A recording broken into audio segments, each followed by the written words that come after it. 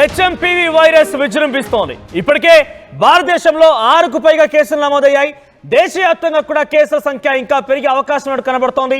నిన్నటి వరకు అయితే 6 కేసులు నమోదయ్యాయి. అందరూ కూడా చిన్న చిన్న పిల్లలకే ఈ యొక్క హెచ్ఎంపీవీ వైరస్ సోకినట్టుగా నిర్ధారించారు. ఇప్పుడు మరింతగా ఈ సంఖ్య పెరిగే అవకాశం కనబడుతోంది.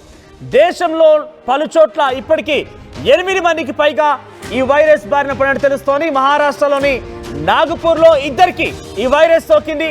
నాగపూర్లో 13 ఏళ్ల ఒక బాలికకి 7 ఏళ్ల అబ్బాయికి 2రికి కూడా ఈ హెచ్ఎంపీవీ వైరస్ సోకినట్టు తెలుస్తోంది. హెచ్ఎంపీవీ వైరస్ సోకినట్టుగా నిర్ధారణ నేపథ్యంలో వారిని కూడా కొంత చికిత్స అందిస్తున్నట్టు తెలుస్తోంది. మహారాష్ట్ర రాష్ట్ర ప్రభుత్వం కూడా ఇప్పటికే ఈ కేసులతో అలర్ట్ అయింది. కర్ణాటక, తమిళనాడులో మరొక 2 కేసులు నమోదయ్యాయి.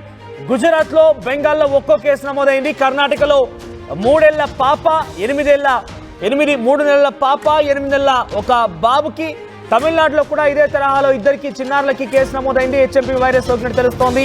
ఇక గుజరాత్లో 1కి, వెస్ట్ బెంగాల్లో 1కి, ఇప్పుడు తాజాగా మహారాష్ట్రలో మరో 2కి ఇదే తరహా వైరస్ సోకినట్టుగా గుర్తించారు. హెచ్ఎంపీవీ విస్తరించకుండా దేశవ్యాప్తంగా కట్టుదిట్టమైన భద్రతా ఏర్పాటు చేస్తున్నామని కేంద్ర వైద్యారోగ్య శాఖ తెలిపినప్పటికీ ఈ కేసులు ఒక్కొక్కటిగా పెరుగుతున్నటువంటి ఈ వార్తలు విన్నా కొద్దీ ప్రజలు భయాందోళన చెందుతున్నారు. ఒక్కసారిగా అదంతా కూడా భయభ్రాంతులకు గురవుతున్న పరిస్థితి కనబడుతోంది.